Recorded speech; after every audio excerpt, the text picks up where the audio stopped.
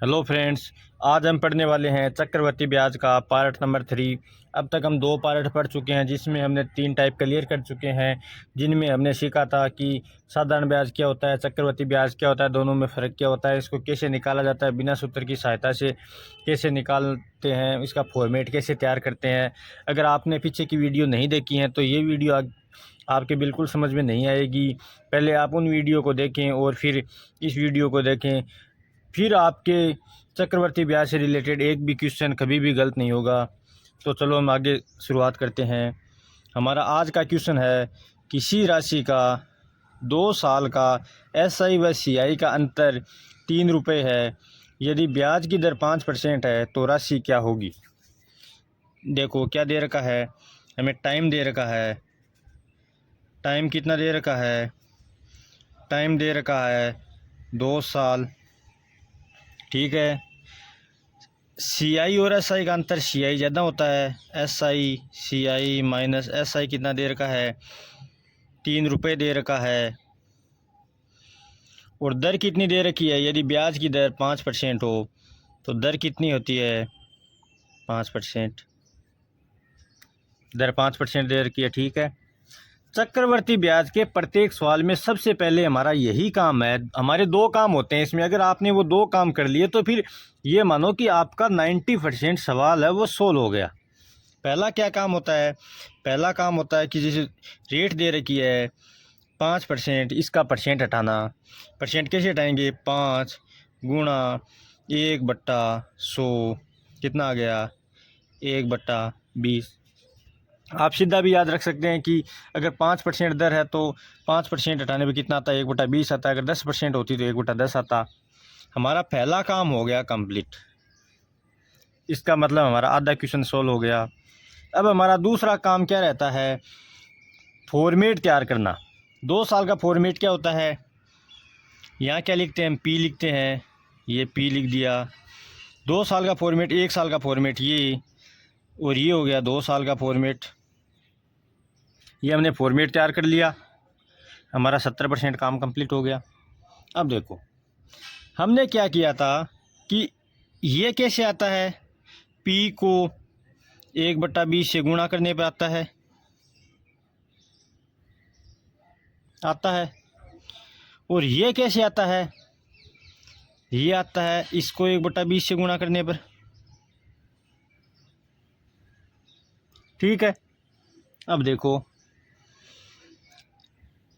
ये लाइन आती है साधारण ब्याज की, ये पूरा होता है चक्रवर्ती ब्याज। तो ये होता है चक्रवर्ती ब्याज और साधारण ब्याज का अंतर। तो साधारण ब्याज और चक्रवर्ती ब्याज का अंतर कितना हुआ, अंतर दे रखा हमें 3 रुपये, ये 3 लिख दिया। ये 3 अगर सवाल के अकॉर्डिंग देखें तो कहाँ से आया 3, इसका 1/20/3 है, मतलब इसमें 20 का भाग लगा तब 3 आया। तो वापस इससे अगर हमें यह लाना है, इसको 20 से गुणा कर देंगे। इसको 20 से गुणा किया तो कितना आया, 60।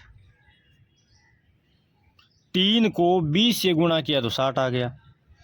ये और ये दोनों समान आते हैं तो यहाँ 60 है तो यहाँ भी कितना आ गया, 60 आ गया। पी कितना आएगा, पी में 20 का भाग देने पे 60 आता है। तो 60 को अगर 20 से गुणा करेंगे तो पी आ जाएगा। तो पी कितना आएगा, 60 गुणा 20 कितना आएगा, 1200 रुपये। तो पी का मान कितना आ गया, पी बराबर 1200 रुपये। आ गया समझ में। हमें क्या पूछी है, हमें राशि पूछी है, तो राशि क्या होगी, मतलब मूलधन क्या होगा, मूलधन होगा 1200 रुपये। इसी का मेथड, एक और मेथड देखते हैं। इसी सवाल का हमारा दूसरा मेथड है, मेथड 2 क्या है, हमें सवाल में क्या दे रखा था, रेट दे रखी थी, कितनी रेट दे रखी थी, 5% दे रखी थी। 5% को हम लिख सकते हैं 1/20। ठीक है, कोई दिक्कत। फिर हमें क्या दे रखा था, सी आई और SI का डिफरेंस कितना दे रखा था, 3 दे रखा था। हमें टाइम कितना दे रखा था, टाइम दे रखा था 2 साल। इसमें हमें मूलधन मानना है। मूलधन कैसे मानेंगे? देखो, अगर आपने मूलधन मानना सीख लिया तो आगे के सारे सवाल हम मेथड 2 के हिसाब से करेंगे। ठीक है, तो मेथड 2 को आराम से समझना। मूलधन माना पी कितना मानेंगे, आर के बट्टे में कितना है, ये 20 है ना, और टाइम कितना है 2, तो 20 को 2 बार गुणा करो, 20 गुणा 20 बराबर 400 रुपये। यही हमारा मूलधन है जो हमने माना है। आंसर ये नहीं है, हमने माना है कि मूलधन कितना है 400 रुपये। कैसे माना? सवाल की सहूलियत के हिसाब से रेट है 1/20 है, 20 समय कितना है 2, तो 20 गुणा 20 लिख दिया। अगर यहीं टाइम अगर 3 साल होता तो कैसे लिखते, 20 गुणा 20 गुणा 20। 4 साल अगर का टाइम दिया हुआ होता तो कैसे लिखते, 20 गुणा 20 गुणा 20 गुणा 20। जितनी साल का समय हमें दिया है उतनी बार इसको गुणा करेंगे। अब वही फॉर्मेट, मूलधन कितना है 400 रुपये, ये 400 रुपये 2 साल के लिए निकालना है 1 और ये 2, 1/20 है, इसको 1/20 से गुणा करेंगे, कितना आएगा 20 रुपये। पहली साल का ब्याज 20 रुपये। अब दूसरी साल का ब्याज किस पे लगेगा, 400 रुपये पर भी लगेगा, इस 20 रुपये पर लगेगा। दूसरी साल 400 रुपये पर ब्याज तो लगेगा 20 रुपये, और इस 20 रुपये का ब्याज कितना लगेगा, इसको गुणा करेंगे 1/20 से, ब्याज लगेगा 1 रुपया। अब देखो, हमने ये देखा था कि ये क्या होता है, फर्स्ट लाइन को छोड़ के इधर जो भी होता है वो साधारण ब्याज और चक्रवृद्धि ब्याज का अंतर होता है। तो 2 साल में साधारण ब्याज और चक्रवृद्धि ब्याज का अंतर क्या होगा, अंतर होगा 1 रुपया। तो हमारे सवाल के अकॉर्डिंग अंतर 1 रुपया है, और हमें क्वेश्चन में अंतर कितना दे रखा है, क्वेश्चन में अंतर दे रखा है 3 रुपया। तो 1 के बराबर लिख दिया 3। हमें क्या पूछा है, तो राशि क्या होगी, राशि हमारे अकॉर्डिंग कितनी है 400। तो 1 को गुणा कर दो 400 से, तो कितना आया 400 आ गया। इसको भी 400 से गुणा कर दो, 400 से गुणा किया तो कितना आया, 3 गुणा 400 1200 रुपये। तो राशि कितनी आ गई 1200 रुपये। एक बार सेकंड मेथड दोबारा देख लो। हमें दर दे रखी है 5%, 5% को हम लिख सकते हैं 1/20। CI और SI का अंतर दे रखा है 3%, टाइम दे रखा है 2 साल।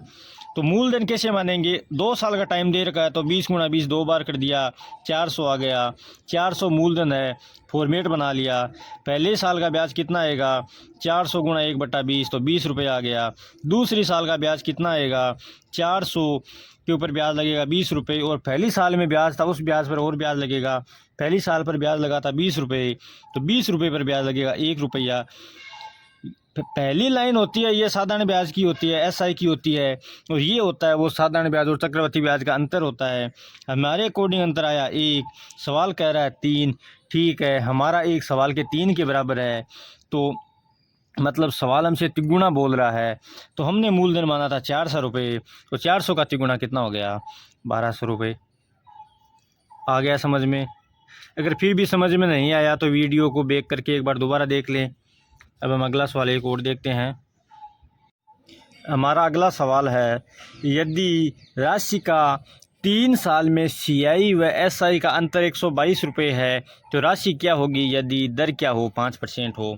तो देखो, हमें टाइम कितना दे रखा है, वही सब तरीका, टाइम दे रखा है 3 साल। ठीक है, 3 साल लिख लेते हैं जो जो दे रखा है। CI और SI का अंतर कितना दे रखा है, CI माइनस SI दे रखा है 122 रुपये। ठीक है, दर कितनी दे रखी है, दर दे रखी है 5%। तो 5% को कैसे लिख सकते हैं, 1/20। आपके डायरेक्ट याद होना चाहिए अब कि 5% को 1/20 लिख सकते हैं। कैसे लिखा, परसेंट को उठाया तो 1/100 से गुणा किया। अब देखो मेन चीज़ ये आती है कि अब इसमें आगे क्या करेंगे। जिनमें अंतर दे रखा हो सवालों में कि साधारण ब्याज और चक्रवृद्धि ब्याज का अंतर ये है, 2 साल का अंतर है, 3 साल का अंतर है, उनमें सबसे पहले हमारा यही काम होता है कि हम मूलधन मानते हैं। माना पी कितना मानेंगे, कितने साल के लिए दे रखा है, 3 साल के लिए, और दर के नीचे क्या है 20, तो 20 को 3 बार गुणा कर दो, 20 गुणा 20 तो कितना आ गया 8,000 रुपये। 8,000 रुपये आ गए।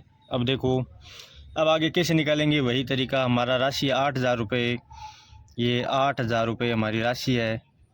3 साल का फॉर्मेट तैयार करना है, कैसे करेंगे, 1 साल, ये 2 साल, ये 3 साल।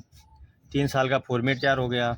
अब देखो यहाँ क्या लिखेंगे, पहले साल का ब्याज 8,000 रुपये पर कितना लगेगा, 8,000 को 1/20 से गुणा करेंगे, कितना आएगा 400 रुपये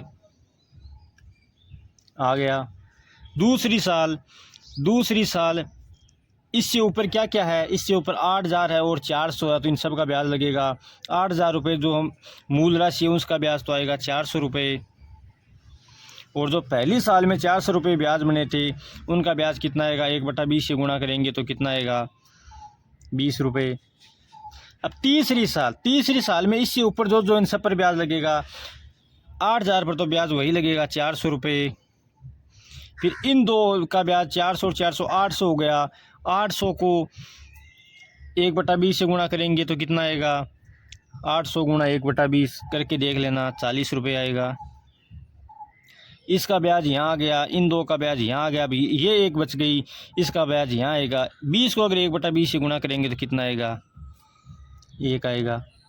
अब देखो सवाल में क्या दे रखा है, सवाल में दे रखा है कि CI व SI का अंतर 122 रुपये है। इस सवाल के अकॉर्डिंग CI और SI का अंतर कितना है, ये तो साधारण ब्याज की आती है। और अंतर की बात करें, अगर साधारण ब्याज पूछे तो 400, 800, 1200, चक्रवृद्धि ब्याज पूछे तो 400, 800, 1200, 1240, 1260, 1261। अगर अंतर की बात पूछें तो सिर्फ ये जो फर्स्ट लाइन को छोड़ के इधर जो जितना भी होता है, इस पेन से जो इधर इतना जितना भी है वो सारा क्या होता है, अंतर होता है। तो ये क्या होता है, अंतर होता है। तो हमारे अकॉर्डिंग अंतर कितना है, 40, 20, 60 और 61। तो हमारे अकॉर्डिंग अंतर है 61। सवाल कह रहा है कि अंतर है 122 का। ठीक है, तो अब अगर यहाँ हमारा तो सवाल 61 को इधर भेजें तो कितना आएगा, 122/61 बराबर कितना आएगा 2। तो हमारा एक सवाल के कितने के बराबर है, 2 के बराबर है। हमारा 61 है, सवाल कह रहे 122 है। इसका मतलब हमारा एक सवाल के 2 के बराबर है। हमें किसका मान ज्ञात करना है, हमें मान ज्ञात करना है 8,000 का। तो 8,000 का कितना आ जाएगा, ये 8,000 तो कितना आ जाएगा 2 गुणा 8,000 कितना आ गया 16,000। तो राशि कितनी हो गई, 16,000 रुपये राशि हो गई।